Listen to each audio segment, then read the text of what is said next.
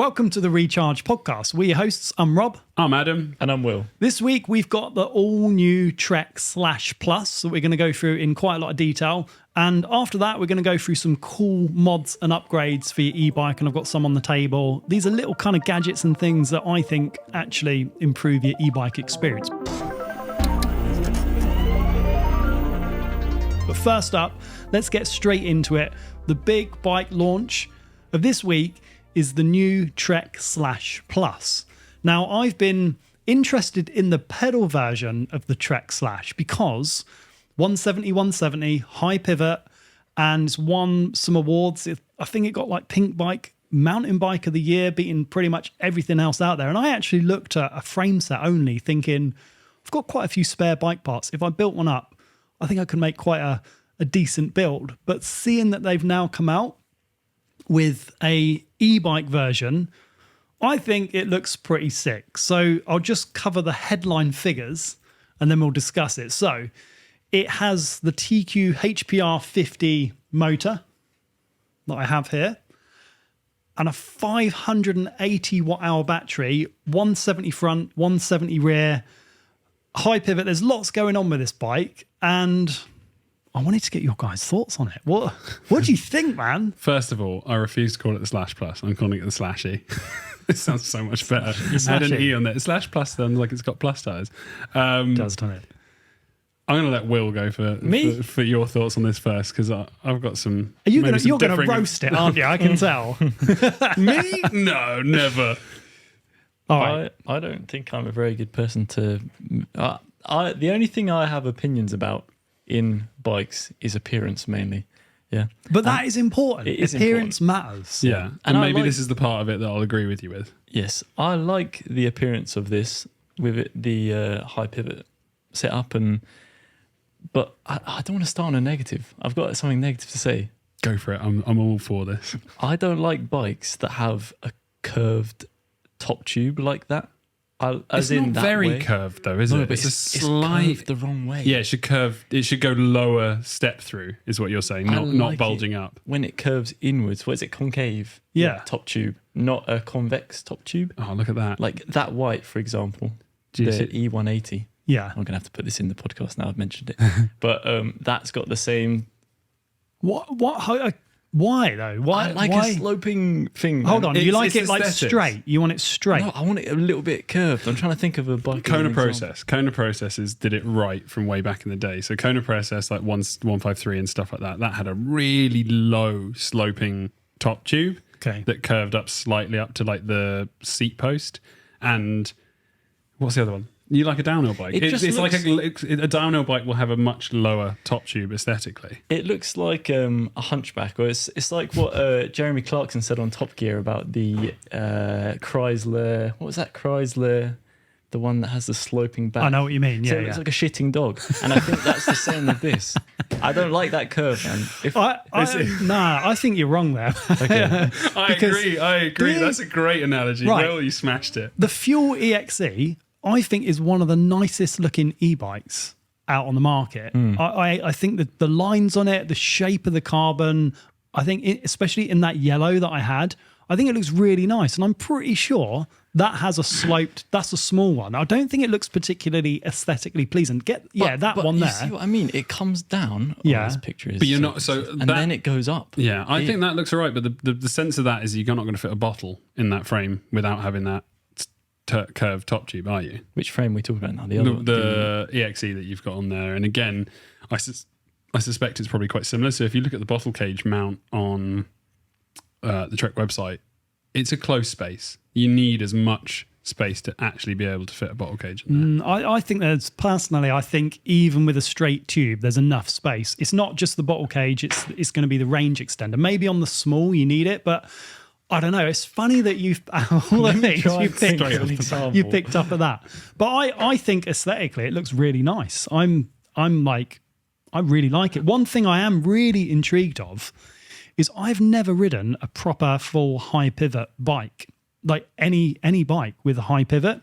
So I'm really intrigued as to how it feels to ride. Now what Trek are saying is they're basically saying it's the Trek / with a motor, with a HPR 50 motor. And the Trek Slash, like I already said, has been really well reviewed.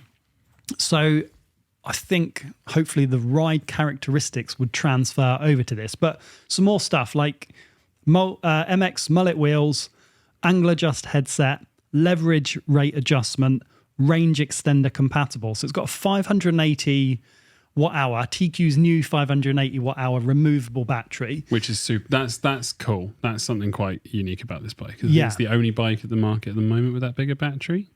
Light?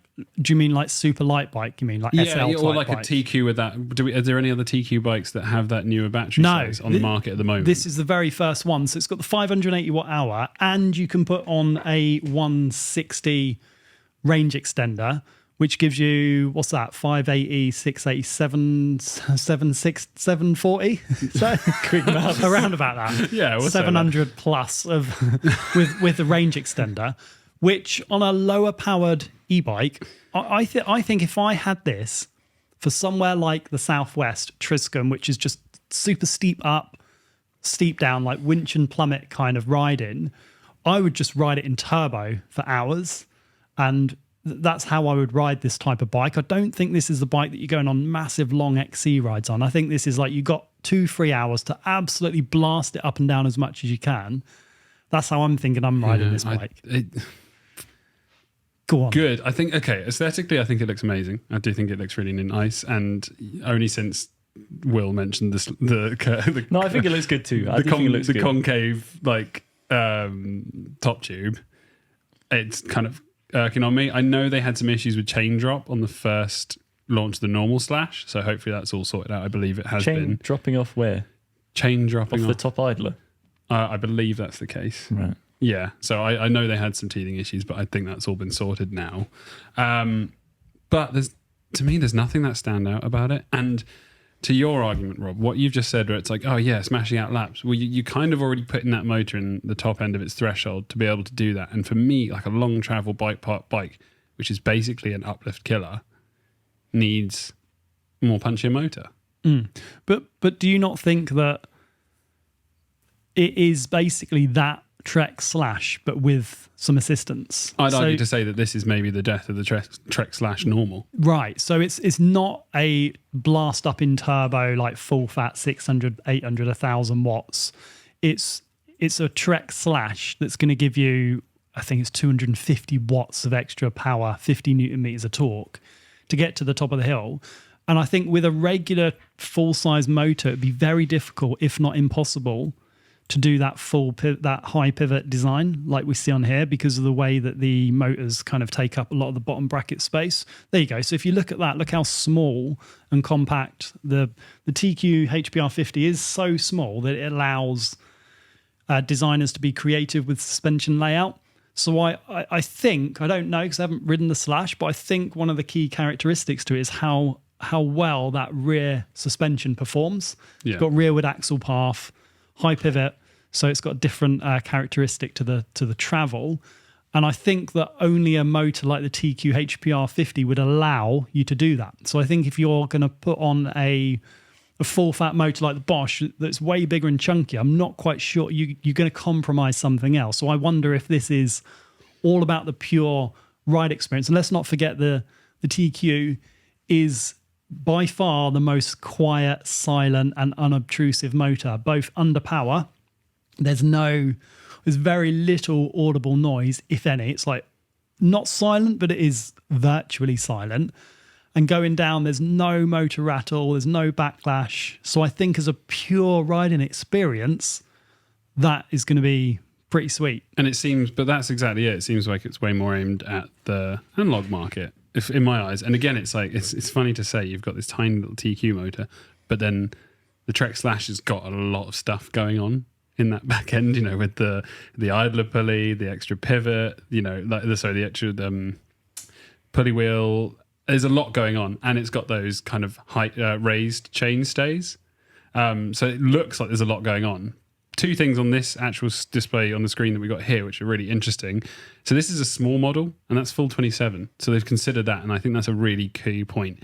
And again, maybe it's for a lighter rider that this is going to make a bigger difference on. It's got a max 200mm dropper, even on a small frame. That's good. Very impressive. Yeah. That's cool. That's quite standout. It's just yay. And then like little extras, but you can see how tight that bottle cage is in that small frame there. The last thing I wanted to say is the battery actually goes pretty low in terms of its weight, but then it levels off at the bottom. So you're not pushing that battery and that weight further back. You're keeping it fairly central further forwards, but it's still dropped almost as low as the bottom bracket. So it's really well thought out bike in terms of design. In my eyes, it just goes, what's the point? I know that sounds bad. What's the point? Yeah. Unless you're going, this is getting rid of the normal stash. So when you say what's the point, do you mean that is your point like it just should be a more powerful motor? Yeah. Because the argument to say is it should be a more powerful motor. And again, something that, there was a big fad of high pivots and, different position pivots, but essentially it will make the suspension a lot more active. It'll also give you a lot more bob when you're pedaling and climbing. So it maybe makes the pedal efficiency on climbs not quite as good as if you weren't to have a idler. But I think with an e-bike, that bob, exactly. But it doesn't matter so much. But that arguably makes it just, maybe that motor doesn't, I don't think it's going to give it enough for it to really change that to really differentiate as this being an e-bike. It just kind of like, it's like a really efficient analog bike in some ways. Yeah. You think the difference between this and the analog version is minimal? You think? No, I think it's... I was going to say... No. Let's take out, like, if we had the previous model Trek Slash, which didn't have an idler pivot, that probably pedals, climbs potentially better than this one, apart from the geometry. I think that difference in efficiency that slack might be taken up with the motor, but not a great deal more. Yeah. But I might be wrong. Thank goodness for rear shock lockout. Yeah, but do you ever do that? Yeah, I started. Yeah, I've only recently started. But then I forget to turn it on, switch it back on. Exactly the reason why. On an e-bike, though, do you ever do it on an e-bike? No, never on an e-bike. No. Yeah, exactly. It feels. It's the most pointless thing ever. And part of the reason is the chain is almost always under tension on an e-bike. Even when you stop pedaling, you still get some motor rotation. So it's not like on a regular pedal bike, where you stop and momentarily there's like there's very minimal torque being put through the... Anyway, we digress. But yeah, go back to that picture, Will, of the design, if you don't mind me. So actually, they've said no more top tube kink. And there's no defined kind of kink down. It's curved. And you are right. It's because that you can fit a water bottle on the small version. So you can fit a water bottle or a range extender on the small. Yeah. So you like the way that bend is?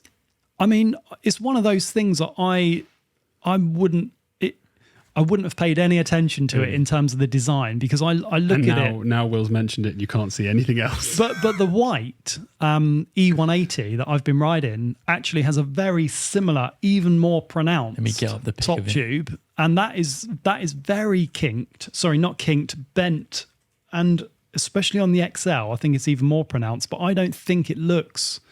There you go, the white, not that one. If you go the same one, that's the that same is, but I think the actual, if you get off of that picture, white.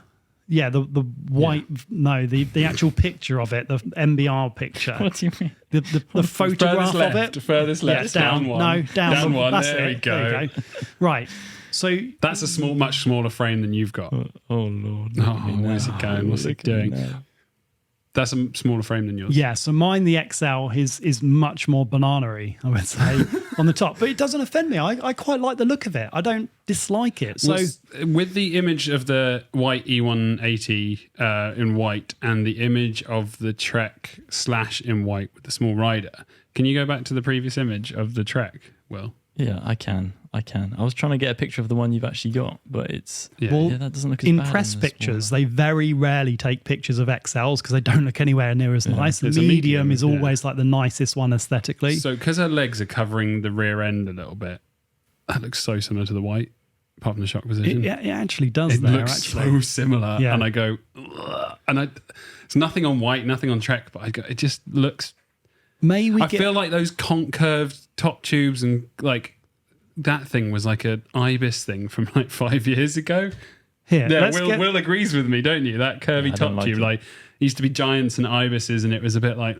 Can I show you what I like though? This is what I'm thinking, I just Straight a top random tubes. canyon, or even this white that they did, The whitey light. the whitey light, like that straight down. It doesn't even have a Yeah. bend or nothing, but that looks looks a lot like way a nicer. Canyon with the seat collar And as your well. little shitting dog bike. You can see the shock position makes a big difference to how that top tube has to be kind of placed, how straight that can be, because the shock position in like a inline kind of horse link style, it allows the water bottle to be placed much further down. But when the shock's a layout like the slash, where it basically is horizontal, right? Yeah, and it's got to way up top. Like Yeah. I know what they've done, but that's also going to throw the weight. You got a full bottle of water to an empty bottle of water, and marginal. what are the man. weights? What are the weights on? Yeah, but what are the weights on these bikes? They're being weight weenies in terms of these light weights and bringing the weights down. But then you bang another kilo on with a litre of water. I don't think they are being weight weenie with this. What are the weights? It's 20.3 for the say 9.7. entry level, and that's £7,500.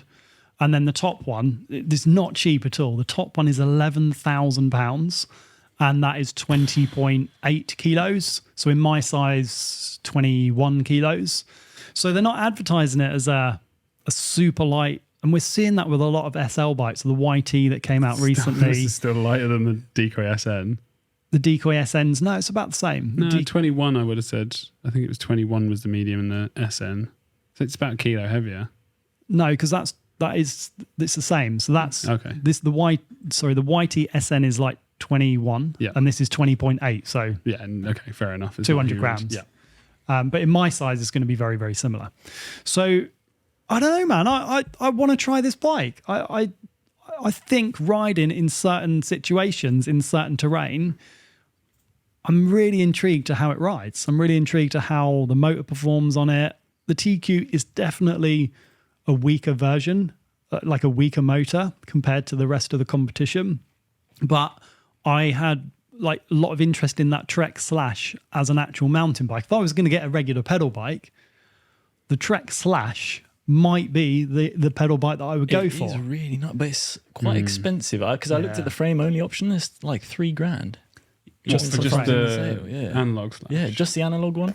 So I wonder if you would. Why would you choose the analog one over this? Seeing as they're both going to be quite expensive anyway, would you not? But that's like, it's almost double. Is it? Yeah, I mean, 11K probably worth, maybe not double, but there's a big jump in They're terms doing a of cheaper price. one, aren't they? Yeah, 7.5. So that. But frame 7.5 only- for a rhythm fork. Yeah, but the frame only that I was looking at for the normal slash was the alloy frame. So even the alloy frame is that expensive. That is, that's not cheap. And that, rear shock? And, Yeah, and the wow. That's crazy. So the alloy frame here is now £3,000. So that's the frame and the shock. There's a lot going on with that frame, isn't there? If it's with because you get the idlers on it. There's quite a lot of stuff on this frame. I would say it's obviously more expensive to produce than a regular standard frame. I assume because look at it. I mean, with aluminium frames, if there's tight welds and awkward spaces, it can, production costs can go up and things like that. So I'm not trying to defend the pricing, by the way, because I think it's a lot of money to spend on that bike. $7,500 is a lot, and the top one at 11 is a big ask. We're talking about the E1, yeah. And let me put my hands up and say that I'm probably more of a doubter. I'm 100 kilos, and that TQ motor on someone who's 50 kilos will be a lot different to feel. So to anyone out there who's going the TQ motor is great. It is great. And mechanically, everything is amazing in terms of the system. But for me personally, it's like, a big travel bike, I don't have enough. And the argument is nowadays, I think it's timing. We've just had DJI ZF and these big jumps in motor tech that the TQ, even though it's only 2 years old, doesn't seem exciting anymore, which is maybe it's not an issue with Trek, it's an issue with the rate in which things are changing and increasing and things like that. But I'm also one to call out too much on price.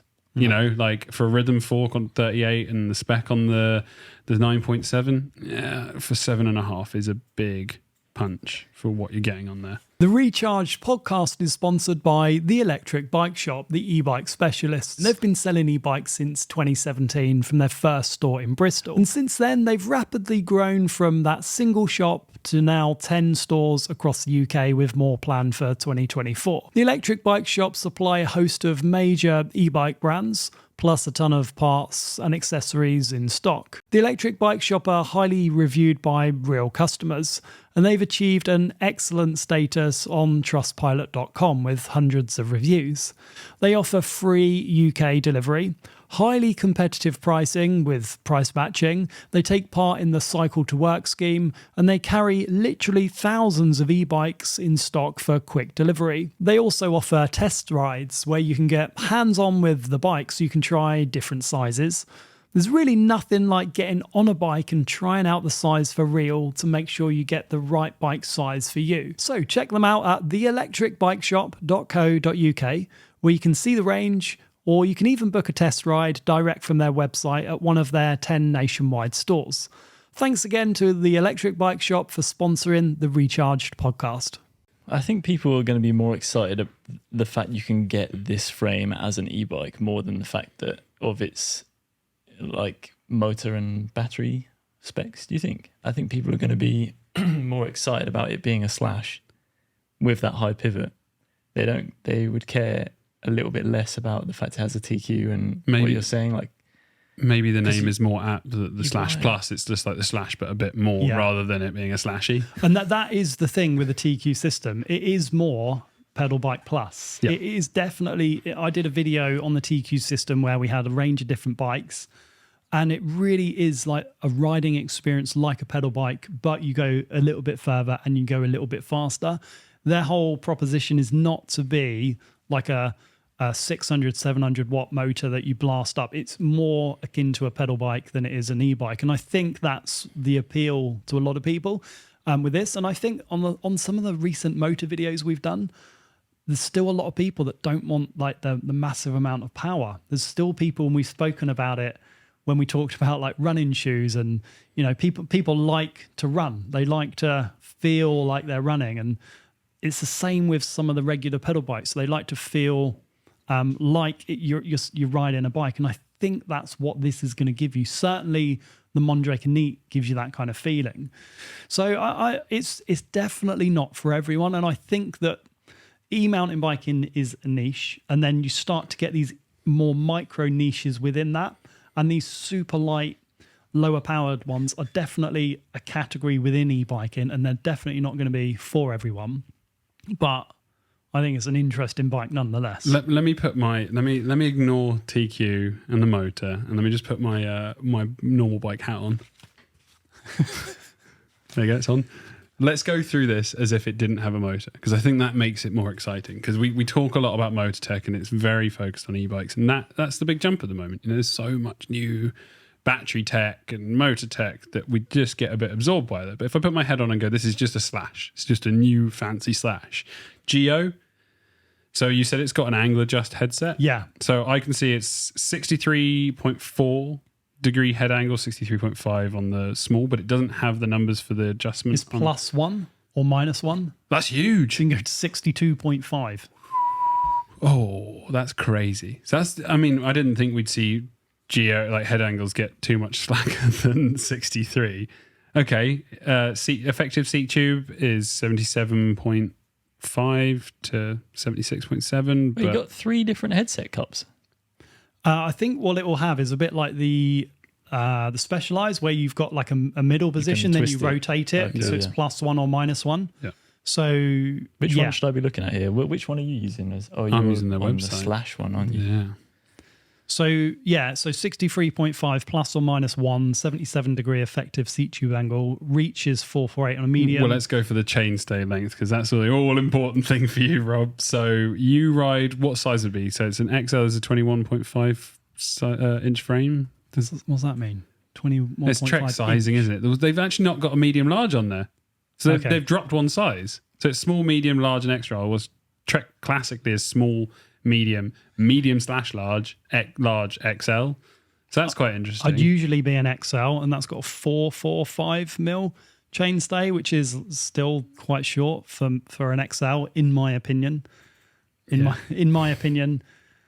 Yeah, it is. But then we also have to consider that it's a different rearward path on that axle. So. Yeah, it's going to grow, isn't it? Yeah. The axle, the chainstay is going to grow at sag point. Yeah. But yeah, we need to do a whole episode on chainstay length. We've got it on the list of Rob's perfect geo calculator. We need to get a website on that. Rearward geo is the new forward geo. I'm telling you, like seat tube height, like chainstay length, bottom bracket height, all of that's still a bit Wild West. You love a back wheel. Honestly, like to validate my point on chainstay length, I've been reading some of the enduro riders talking anecdotally to some of the engineers that work with some of the downhill riders, and I just saw a pink bike check on Acer, who rides the Frameworks, and he's like, I don't think he's the tallest guy. I don't know how tall he is, but his bike has a 460 mil chainstay. 460. He's a junior, so I'm gonna just try and find his height, but he is 17 years old. I'm waiting. Come on, MTB data. Anyway, 460 mil chainstay. A couple of years ago, you'd have scoffed at that. You'd have thought, it needs to be a shorter chainstay, and he's doing all right on a bike that has a massive long chainstay. I'm riding a bike with a 460 chainstay, and let me tell you, it corners quicker than anything else I've ever tried because I'm so balanced between the front and the rear. So balanced. I can get loads of feeling on the front, loads of grip on the front wheel. Anyway, 445 chainstay. They're saying they've got size-specific chainstays. I wonder if they're doing that with links at all, or they actually have different carbon chainstays. I'd like to think it's Trek they can afford to do. And again, for a bike that's costing 11,000, I know that some of the costs of bikes will go into R&D and cost of materials, things like that. So I assume that if you're charging that much, then maybe that should be incorporated in the cost. But very rarely are brands having multiple chainstay options, but there's no extra links. There's a rocker link, and then it attaches to the main body of the frame. It attaches to the main pivot just above the BB essentially. So there's not a link unless you had a longer rocker link, which I highly doubt they'd go for. Can I say, we're talking a lot about the pricing of this, but I see that one that you're on and the one that I'm on, they're all sold out in both colours, in all sizes. It's because it's not released yet. No, this is the /9. This is not the e-bike. Yeah, that's out. I think been out for a while. I think it's because it's done so well. I think that's what I'm saying. Like people, if you have the money and it's a reputable brand like Trek, like people are happy to spend it, aren't they? Even if it's like a couple grand more than... Yeah, and they do, like the Slash was arguably late to the game in terms of industry trends, high pivot, this and that. But they always do a really solid bike. They always make a really well thought out, like, we're not going to rush this, we're just going to get it right. So I agree with that. And I think that there's difficulty in terms of, like, this bike is one of those bikes which I think you just need to ride for it to give the pizzazz. Because looking at it on paper, I'm like, yeah, there's other more interesting things, like I was saying before. There's cool geo, it's really thought out, but there's nothing that excites me. You know, there's nothing that makes me go, I really want to ride it. This should excite you. Look, she's jumping off a road gap. Oh, no, he is, sorry. And she's with a dog underneath. Yeah, but that's not me. I'm the dog. Could be you. You could be the dog in that photo. Standing there looking shocked. Whoa! Yeah. That's fair. No, that's fair.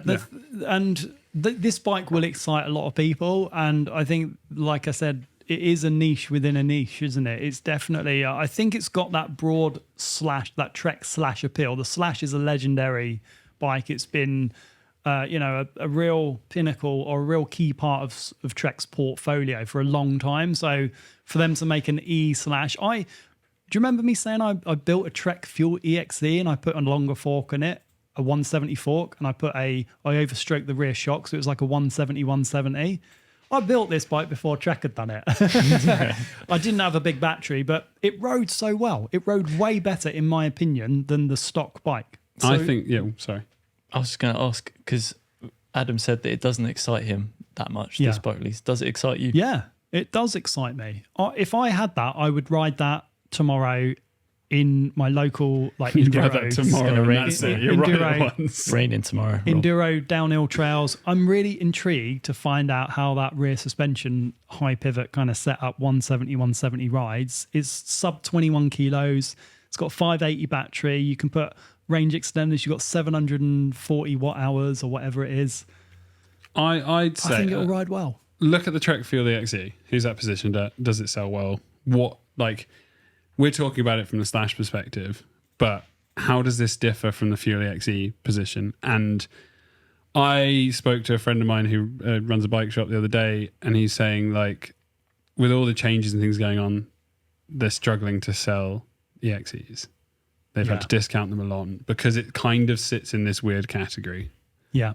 And I think that I worry that the Slash Plus will fall into that same thing. To be fair, I've just seen, so we had the Decoy SN released, and already there was a mail out that they've got £500 off of that bike already. Can we tell the audience what it is? Yeah, it's the £500 off voucher off the Decoy SN. And the code is we'll put it. I can't remember. We'll put it in the. Will, would you mind adding a text thing to the video? Of course. I think we've got to do them the service. It's, it might be full on difficult times. But. And that bike has only just come out, so for there to be a £500 discount on it already, you worked at YT. I don't know how frequent discounts appear, but for me, I was like, oh, that bike's only just come out, and now it's got a £500 discount on. Mm.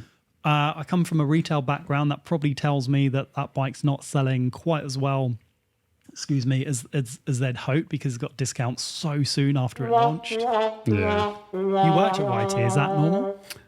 They changed things up not long after I left, because they had a guy coming in who was basically doing a bit better sales planning and forecasting. So they do have regular discounts. So there's always like a rolling discount, and it'll be different bikes and models. I think they run them for like a couple of weeks and then it changes. But you'd mentioned that it's a specific code for the Supernatural, Decoy Supernatural. And normally it's like they've just like a rolling page of discounts and things like that. So the code is Supernatural 500, and that will take £500 off the cost of the bike. Which is, it's great. And I think I'm the wrong person to ask this, because I feel the same way about the Supernatural as I do about the Trek Slash Plus. Yeah. The Slashy. Yeah. Prefer to call it that. But they do ride. So like the Supernatural, riding it feels so good. What you don't get is you don't get that punch, and you're not able to blast up the hill to do that trail again quickly. You got to put the effort in, even with that Fazua motor. I can't believe that we're in a position where you and I aren't agreeing on full fat, and Will's kind of umming and erring about the Slash. No. I like this bike. He said it here. He said it now. I just don't like the top tube. Okay. What else do you like? Can we do like a lightweight shootout between the three of us? Because I think there's got to be a way to. Because all of this comes down to feel. I believe these bikes are very much reliant on feel. You're not going to go, I'm going to get this bike because of this TQ motor necessarily. You're going to go, I'm going to go for this bike because it's got a great geo, a full setup. It's a bike that I think aesthetically looks amazing and I really like it. And it happens to have a super lightweight, almost non-noticeable motor. Cool. That's the angle of looking at it, rather than the other way, which is I'm going, it feels like it's lacking. Which depends on what you want out of the ride, doesn't it? Now, I think with a full power motor, you just get the ability to do as many laps as you can in such a short space of time. And we've done many podcasts on full fat versus super light. But I think there are compromises in the way that the bike handles. They don't maneuver quite the same as a lightweight bike. But the Decoy SN, when I rode that in Solbach, it rode so well going down. But when we were going back up, I was like, oh, wouldn't it be nice if I had the Bosch like 600 watts or 800 watt motor in there, or even the DJI? And the motor's not going to make a difference descending necessarily. Maybe weight distribution a little bit, but you're not really spinning the cranks, are you? So that motor is only necessity in climbing or pedaling. Yeah. So it kind of goes, can have a great handling bike, but if you put a better motor, I say better, you put a different motor in there, it would be the same descending ride experience or close to, but bear in mind that this is tiny. So I think if you put a different motor in that Slash, it'd be very difficult to make that Slash without using this motor. Look at the size of it. I don't know. I think that this is not going to be a hero bike for them. And by that, I mean, I don't think it's going to be like their big seller. I don't think it's going to be like the Rail that has mass appeal. Anyone can get on a 160, 150 travel Bosch motor and have a great time on. this is going to be a bit more niche for people that are into the slash. They want a little bit of extra help. They want to go out for a few hours, whack it in turbo, get more laps in, have that natural pedal bike feel and handling. So it'd be interesting. It'd be interesting to see how it's received and how they sell. And I think fundamentally it's a cool piece of tech and a cool piece of engineering. I like the look of it, and not going to be for everyone. Maybe I'll try it and I'll be like, I'm having to put too much effort in. For me, now being fully e-bike versed and not riding analog bikes anymore, I shoot myself in the foot by saying that to me is like my extra bike. That would be my like additional bike rather than having an analog bike. And that would be my the 11 grand one, yeah. Yeah, it's just my bit on the side. I'm talking in an ideal world. You mentioned the rail, and I was like, the rails need an update, and it's been a long time coming. That's probably more exciting for me. Yeah, I can't believe it. But if they made the rail slashified and updated it, I'm sold. That's it. There we go. A Rayleigh. A Rayleigh. A 180. I'd like a long travel rail, if they made a 180. A Rayleigh. A Rayleigh. A Rayleigh. Yeah, you wouldn't take a rail to like. I was just picturing who's like what we're saying, like who's this bike targeted at, and you'd never take a rail to like Whistler Bike Park, for example, would you? No, bro. You're talking rubbish. You could take it there. You could take it there, but it would never be as good as this new Slash. Yeah, okay, you may be right, but and also all the like this would be it's like perfect do-it-all bike, isn't it? Like, shall I tell you who the customer is? Because I'm going to tell you because this is what Trek are saying in their press pack. It's for experienced riders looking for a little help, getting a lot more of their favourite rowdy descents on the bike with natural feeling assist and mind-blowing high pivot suspension that handles more like an analog bike than a typical e-bike. Yeah. So as you said, it's that shift over. It's doing more, and I think if you're not expecting to climb up the climb, like it's for someone who has time as well. Someone who has time as well, right? Because you're not necessarily going up the climbs fast. You're just able to do a lot more.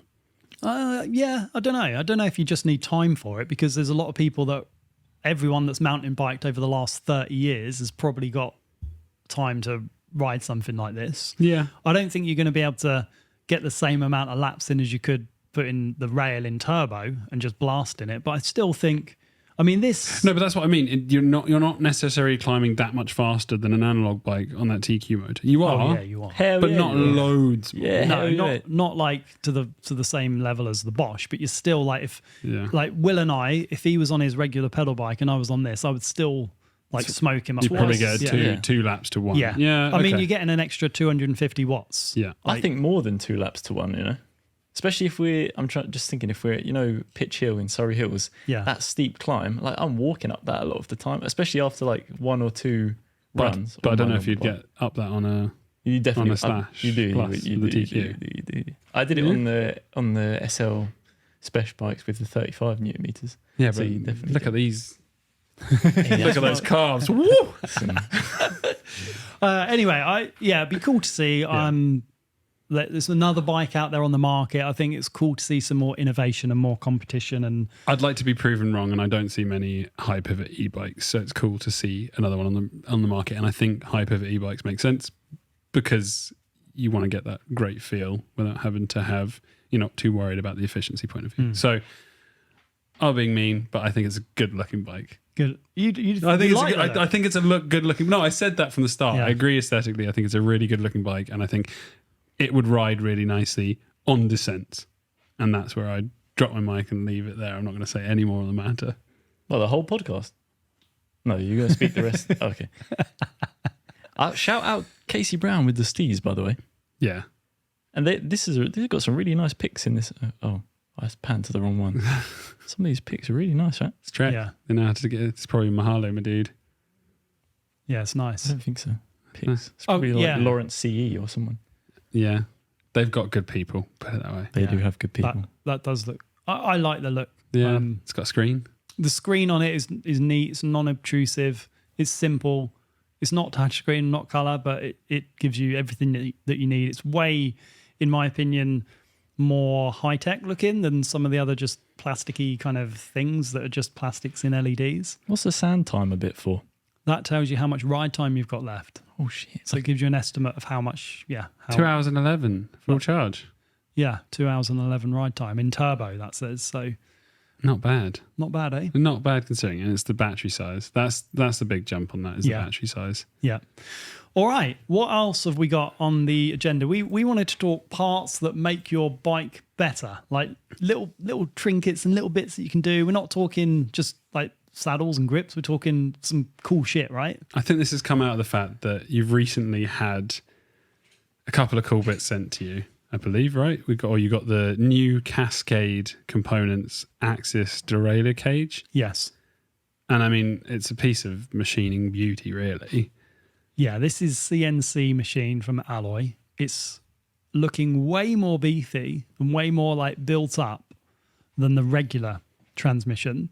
And regular viewers to the podcast will know that I've had probably 5 of these now that I've bent, especially on a mullet. You've made me not want electronic gears because of that. Don't get me wrong, the electronic gears are really good, but this is the new derailleur hanger, right? In the past, you would bend a derailleur hanger and you could straighten it, right? Mm-hmm. These, because they're so intricate and because they're so they're critical to be aligned correct for how the transmission works, they bend so easily. I found on the slightest glance on a mullet bike to a root or a rock, like on a right-hand corner, I'll bend it and that's game over. Game over for that. Whereas this strength, it looks way more beefy. So they've got these like reinforced like kind of bars on here, and it just looks over-engineered.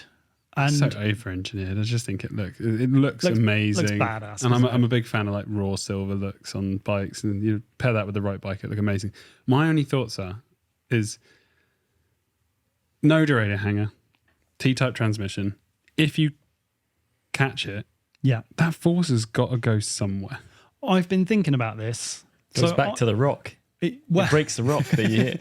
Breaks the frame. SRAM could have easily made these stronger, really. They could have beefed these up a bit. Maybe they did it for weight saving. Maybe they did it because they know something has to give. But these are really expensive to replace. These are like 100 and something quid to replace. Didn't they have a cheaper version, like a 30 quid version come out? It's not out just yet. And the 30 quid version is just the cage itself, without the jockey wheels and without this thing. But it's still hassle. So that, I think, is still going to bend, right? If you put enough force to it, either the bike is going to bend towards like the carbon dropout or the alloy dropout, or that is going to bend. Something has to give. Now, I suspect that will bend before the bike frame breaks. Like, I hope it does. It's like you're removing the weakest part to then go, what's the new weakest part? Is it the body of the mech itself? Is it the body of the human? The body of the mech itself, I mean, it has got a clutch in there. It does move around and they stuff. Are strong, but there is, it's pinned. You know, they've got rivets or something like they're connecting, like bushings to connect the moving parts together, right? Yeah, this is really strong. You know, you've seen pictures from the release standing on it and that stuff. This is really strong. That is not really strong, and it doesn't take much at all to bend that. And since I put that post up, because you laugh at me because I've bent so many. Since I've put the post up, there's lots of people that are bending the transmission rear hanger, the derailleur hanger. Yeah, sorry, not the hanger, the cage. You're missing the magic jockey wheels though. Magic. How many times have you got a twig stuck in the thing? Not many. I've never got it. Every time I've tried to do that on those new T-type transmissions, it makes me cringe because as soon as you put like an Allen key or whatever in there, it digs into it before it's not like a super loose system where that's just spinning freely. It has to have some like force stopping it and force continue to go round on it. It's a showpiece though. I did a YouTube short on it and I think it's had like, I don't know, 10 or 20 million views. Just putting a casual Allen 10 key or in 20 it. million. Is that it? Something like that, yeah. Maybe more. That's a low performing one. No, I think, and it's amazing. It's like the Pole with the CNC lines. It looks just great. Like the SRAM one doesn't look bad at all. Like I think, but the SRAM one is just cast aluminium, so it's much cheaper to produce. It's not as strong as that CNC'd aluminium. They're produced in massive volumes, so the CNC Cascade one is like way more expensive. It's like $200. but they're producing them in much lower volumes. They're CNCing them in America. So they are way more expensive. But if it means that I don't go to Finale and my mech sounds like a machine gun because it's not shifting properly, it's a solution to a problem that shouldn't exist, but is a cool solution to a problem. Also, the lower jockey wheel is quite a bit bigger. Yeah, it is than the upper one. So potentially a longer chain. No, you don't need a longer chain. Okay. They actually specify that because it was another thing that I thought you might need. But they've kept the derailleur cage. It's the length the same. length. So that shouldn't affect. Okay, that's a good point. Because again, like ceramic speed in the road world will have a bigger jockey wheel on the bottom and that kind of thing. You were going to say, Will? Sorry. No, I was just saying, why have they got this sticker here? Kinky. I'm sure it's a. Is that the name of the mech? The cage? It's the name of what happens to your transmission cage when you hit a rock. Not this Cascade. on the talk of like T-type stuff. Yeah.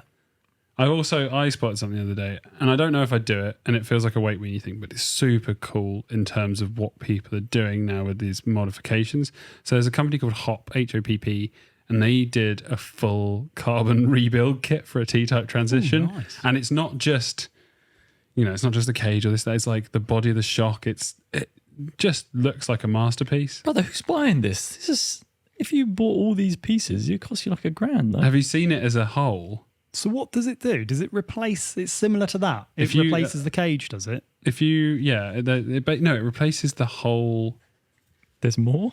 So hot carbon axis and Google. Oh, is this it? Yeah, that's it. Would you mind expanding that picture? Yeah, it just looks. Is that the new T-type? Yeah, no, that's not the new T-type, but they do the new T-type as well. So they've got T-type that they've just released, and that's the older Axis style, I believe. I just think aesthetically it looks amazing. And I know it's for more like an XE market, I guess. It's weight saving, all the rest of it. But I just think it's nice that you can now get aftermarket upgrade kits, because again, it was beforehand, it was like in the world of SRAM and Shimano, something went wrong. It's like, oh, you that one tiny, for the example of the cage, oh, your cage is slightly bent. Well, now you need to buy a whole new derailleur. It's now nice. There's also another company doing aftermarket like upgrade and changing kits, but there's the T-type one is on Google Images. I think it's cool. I think it's one of those products that not everybody will, some people look at it and maybe look at the price and think, wow, that's crazy. But people like to upgrade things. Some people put titanium bolts on their bike to save 50 grams. But when you bought your Trek 9.9 for 11 grand, there's not a lot else you can do on it, right? What else could you upgrade on that bike? Apart from getting rid of the Bontrager tires, you'd probably want to put some different parts on there. And there's people who like to spend money. I just think, there's those specialist bikes. It's like the Danger Home-esque thing. And we're talking about those like really niche mods that, it's not like buying a new set of handlebars or something like that. This is something for the real enthusiast and look at that. They've even got carbon tops for your forks. They've got a grip SL, the compression adjustment cap and the air cap. Shout out to Hop Carbon Parts. They look really cool. Yeah. I've got a couple more interesting pieces here. These are 3D printed titanium crank arms. So they are using an additive method, which is basically starting with material. And I think they're like laser printed into an amazing looking piece of design and engineering. Again, not cheap. They're quite a niche product, but they are the weight of carbon. So these crank arms are super light, but they are much stronger than carbon. Titanium, so the strength of titanium. You can see I've been using these for about 6 months now, and I've got a couple of little scuffs on the bottom. But these are designed to last a very, very long time and be light and really, really strong. Take a look at that. They don't mark up very easily. No. Like that's kind of a nice thing about titanium, is it's not like you can see where it's been like little speckling in it. You can see where it's been laid up and pitting. 3D printed, the pitting and stuff. They look cool, but God, I'm such a negative Nancy, aren't I? What's the point in £1,000 for a crank? What difference does it make to your ride feel? And don't get me wrong, I've had carbon cranks, I've had titanium cranks, and I've had those 5-day cranks. Cool idea, but I was more worried about the length of them than I was. Honest, they feel so good to pedal. Like the feeling through the feet is 165. No, I'm only joking. 165. They don't feel any different to how the bike pedals. You had me on earlier. You know, some people say the carbon bike feels so different to the alloy. Like maybe some people can tell the difference. I personally, on an e-bike, you know, but they don't feel any different. The thing with this is again, it's not a product that everyone will go out and buy. It's a product that is designed to last. It's lightweight. So for people that maybe want to hop up their derailleur cage with carbon bits for the, you know, just for the sake of doing it, to do something different. For your Trek / 9.9 when you've done your carbon cage upgrade, and now you're going to go, I think we should get a Trek / 9.9 and try and build like a £20,000 version of it. Let's make the most expensive Trek / we can do.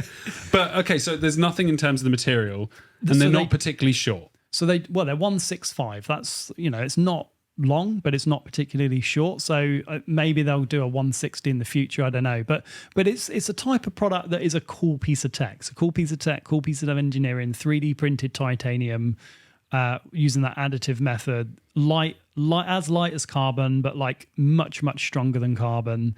So it's not for everybody. Look how much it is. It's a crazy expensive price, but they're cool, man. They're so cool. I love them, and they will go on loads of different bikes. I've had those for about 6 months and been riding all over the south of the UK. Took them to Finale. Probably hit some rocks on them as well, and they look. They look fairly new. Yeah, they do genuinely look fairly new. I'd say that, like, and that when they first came out, I'm not normally with cranks, and I was still like, they look nice. Like, I quite like Blackburn, I think was the brand who did it before. Like, you can get steel cranks that were pretty just simple. You know, it's not like these weird and wonderful shapes from carbon cranks. So it looks steel. Like, it just looks raw and to the point, and it does what it does. And as soon as if anyone knows them, they see them, they're like, yeah, okay, he's a baller. Like, this guy knows. I think it's more of like a piece of like a tech show off for Cane Creek, because look, at that price, what was the price? $1,300.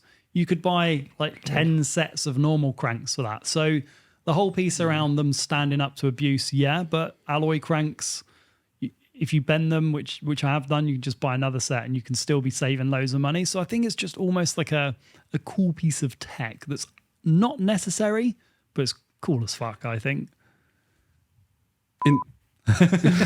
In terms of cranks then, so they don't necessarily give you performance gains other than weight and maybe stiffness potentially, which for cranks, it's like, central weight is hardly going to be a massive noticeable fact unless you're riding something super weight. However, I found something quite cool the other day. Have you heard of Appleman cranks? Appleman? No. So these came up, and I thought, are they only for road? I think they look super cool in terms of the colours. They're very... It's like, for lack of a better one, like old iPod minis. What? You know, it looks like that a colour. Spanner. What is it? But those cranks there that are on there, they are the 2XRs. Look how many positions you've got to put your pedal in. Hold on, I thought you were the guy that is a set and forget type of guy. You ain't gonna be like, hold on, they've got 6 or 7 different positions. Hold on. First of all, they're 620. I'm gonna play devil's advocate now. They're $625. And what is it? Is it like when you go to a shoe shop and they say try on a 9, try on a 10, try on an 11, and you're like, oh, I'm a 10. Like, what do you do with them when you found? You're talking about one crank to go on multiple bikes, right? You can run 175, 165, 155, 145, 135s, and 100 mil crank length for your unicycle. Yes, but the options are there, and I'm not saying it's set or forget or anything like that. But I think in the realms of shorter cranks, it's a big cost to go and buy a set of 155s, 150s, yeah, but whatever. That's $625. Hear me out here. Come on. You can play around with that, and it will affect geo, and it will affect your body position, and it will affect the type of riding you're doing. And I think crank length makes a much, much, much, much bigger difference to your ride feel than weight or stiffness. Yeah. Did you see Remy Morton in his recent interview? Do you know Remy Morton? Yeah. Rem Dog. He says he's riding kids cranks now because it keeps his weight like fully centered, like more centered around the BB. You don't have as much offset on your hips. It's much more like riding a moto. Yeah. I mean, on a moto, your feet are exactly centered, aren't they? You're not staggered at all. And put it this way, you're running 155s for your normal riding. You go to a bike park, you bang on 100s. Oh, see how you go, moto. Let's go. Who is taking cranks off of their bikes and putting them on different? I mean, who's taking cranks off and putting them on different bikes? I say holding the titanium cranks that you've put on multiple bikes. Hold on, we did that for the video. Who is taking these? I mean, you're going to get massive pedals. Look at the size of the end part of it. It looks like that's asking for pedal strikes. And that's going to hook on something as well. Yeah, to me, this looks like a cool concept to test different crank lengths. And then when you're done with it, you sell it to your mate. They can go and test, and then you buy. So maybe it's a shop set. You have one in the shop, and then they again. I'm not saying it's for me. I'm just saying it's a really cool concept in terms of there's a lot of talk about different crank lengths at the moment, and it means you could for the argument of the channel, you could do a back-to-back test on different crank lengths and get an actual feel and torque rather than having to change the whole cranks, whatever. And if you go back for a second, Will, you love a good aesthetic. Look at the color of those. You can go down to the bottom right-hand side. You can choose the color. Wild paint configure here. Whoa, that's quite wild. But you could, they're really customizable, and it's not the only crank available. You can get a shorter 145 crank that doesn't have all those extra bits on it. Yeah, I do like the concept of it's good. I don't think people are rocking up to the bike park without one of those on it. Speak for yourself. In that color, or that thing that looks like it's got 6 different crank positions on. Unless you're testing. I mean, look. And again, these aren't mountain bike specific. Let me add, this is kind of for road gravel as well. There's a lot of 2x chain rings. There's a lot of, there's a lot of 110 BCDs instead of 104 BCDs. So different, 5-arm spiders for cranks, which aren't necessarily seen in mountain bike scene. Yeah. So again, it's something that's a bit different that I thought, in the world of cranks, short cranks seem to be the fad. Yeah. But how do you know they're for you? Yeah, exactly. It's a cool concept. So a good test set. Would you mind going on to the middle one, Will, the black one? I just wanted to take a look at that. So it's got 1, 2, 3, 4. Yeah, it's got 6 different mounting holes. And are they all different crank lengths? So what is it? Yeah. What does it start at? What's that smallest one? 100. 100. Why are you laughing? 100. You can spin it 250 RPM. Mate, Bosch SX would be flying. It would be like riding a Bosch CX. It'd be good for one of those, isn't it? What else have you got? You've got 100, 135, 145, 155, 165, 175. Okay. So it's in 10 mil increments, and apart from the 100 jump. But essentially, and again, you would get a different leverage point to the chainring if you've got an oval chainring at the top position. I think it's cool. And then they did one for bike pubes. I don't know if you've seen the channel, bicycle pubes. Bicycle pubes, yeah. So they did one. Have you not heard? There's an Instagram account called Bicycle Pubes, and they do some. I don't know what you guys have been watching. But essentially, on one side, they've got the different. On the inside of the crank arm, where you've got printed the numbers on the outside, on the inside it says left pedals only, a prototype, oopsie. On the inside, on each of the different pedal positions. Gotta send me that link, by the way. I'll share it to you now. No, I do like that. I'm all for different things, and the world would be a much more boring place if we didn't have cool products and little test things like this, little testies. So, what about this? Have you seen this? This is from a company called Anomaly. Do you know what this is? I do. So this goes on to the seat post. It goes on your seat post, and you can change your saddle angle, and you can angle it forward, have it on the normal position, or you can angle it backwards. I'm going to be I know what it's for, but I'm going to be like, what's that for? Well, go on. I can actually do that accurately. What's that for? Because I actually don't know. Okay, so sometimes when you're going down a steep bit, sometimes your saddle gets in the way. Oh yeah, especially if your seat tube height is quite high. Yeah, what's that? 470, 480. If you've got a 490 or 470 or 480 seat tube and you can't drop it enough, sometimes the seat, especially on the steep stuff, you can still feel it on. Or if you've got a long nose on the saddle, it can catch on your trousers. And that's not me joking. I've had it before. I'm like, I'm hooked. So don't do that again, please. What this allows you to do is very difficult without it actually being on a bike. But you pull this lever here, and it will tilt the. Hopefully, we can get a video to explain it better. But it will tilt the saddle backwards. It's got 3 positions, right? What's it called? 3 positions. It's called an Anomaly switch grade. So basically, when you're going downhill, you might want to tilt the saddle backwards to get it out of the way more. Effectively, it's going to reduce the saddle height. There's Doddy. Yeah, we had him on the show recently. Yeah. So click watch the video because he's going to give a much better explanation to what I can do here. But you're going to be able to drop it a little bit further out the way. And you know when you're climbing, sometimes, especially on an e-bike, bikes with a seat tube angle that's a little bit slack, you really have to sit towards the front of the saddle. You have to get your butt over the nose of the saddle. This allows you to tilt it forwards or drop the nose down. So then you're sat on more of a flat platform. Yeah. So it looks really cool. It's a really cool piece of CNC'd tech that allows you to move your saddle out the way, forwards or backwards, depending on whether you're climbing or descending. And then you've got neutral middle position. There you go. Look at that. And the kink on the back is akin to like a downhill bike because the angle of the saddle matches generally like the top tube. So again, it's that, you're going to be hanging off the back of the bike and it's that platform to hit against. You've got some brace there. And again, even if you're in the air doing jumps and whips or whatever, having that nose up a little bit more means you've got a little bit more for your thighs to grab to actually twist around. So it's cool.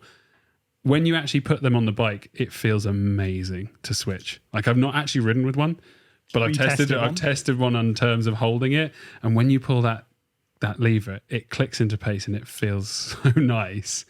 And I think when I first saw this, I was a bit like, what's the point? I've never really had that problem. I think I'm not as conscious of the problem, but there is that problem. E-bikes. Because I'm doing climbs steeper than I've ever done before, having that kinked forwards really, it gives you something to grip and control. And I think with e-bikes, you use your legs and weight a lot more on a climb to shift the bike underneath you and having brake control. So it gives you a lot more control for doing that. And I think it's quite a big jump, I'd say. On some of the steep climbs, I've noticed like the EDR riders do it as well. You almost have your saddle not quite all the way down. You almost have it like half mast, and you use it to kind of sit on every now and again just to give enough grip into the rear tire. So you're almost like moving your weight forwards and backwards, perching your butt on the saddle to drive a little bit more weight onto it. So I think this would be really good for an e-bike. I don't think it's something that you're going to be doing on every trail. I think it's going to be the stuff where you've got a big climb. You can do it whilst you're riding as well.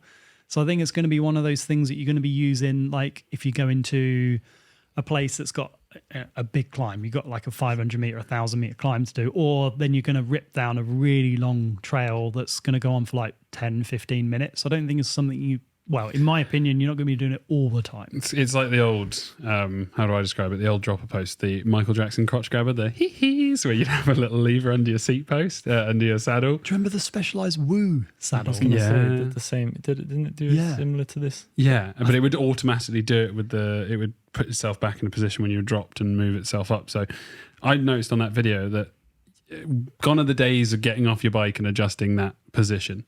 And doing it on the fly, I don't think is necessarily that easy, especially when you're going to a descent. You've got to stop, do it, and think about it. Not necessarily get off the bike. So I think a cable-operated version of this would be good, or a wireless one, if that is a possibility in any way. That would be cool. But even like you're saying is on the climbs for the EDRE riders is you normally drop your saddle down a little bit for those super steep techie climbs, don't you? Because if your saddle position if your seat post is all the way out, you're essentially giving yourself more leverage over the back of the bike, and your seat angle, your effective seat angle is essentially worse. Yeah. Now you don't necessarily need to keep your saddle as low. You just tip it forwards and then you've got a better platform. So you're getting better pedaling efficiency without losing as much grip. So yeah, I think it's a really, really great system. The people that have rode with them, like really do give them really great reviews. They say they're great pieces of tech. They're not, again, it's a very niche little bit of CNC engineered tech. What's the price on there, Will? I can't quite see that. It looks like the cheapest one you can get at the moment is 170. Okay. Or this discounted collection. I don't know if these are ex-demo or something. They're going from 144.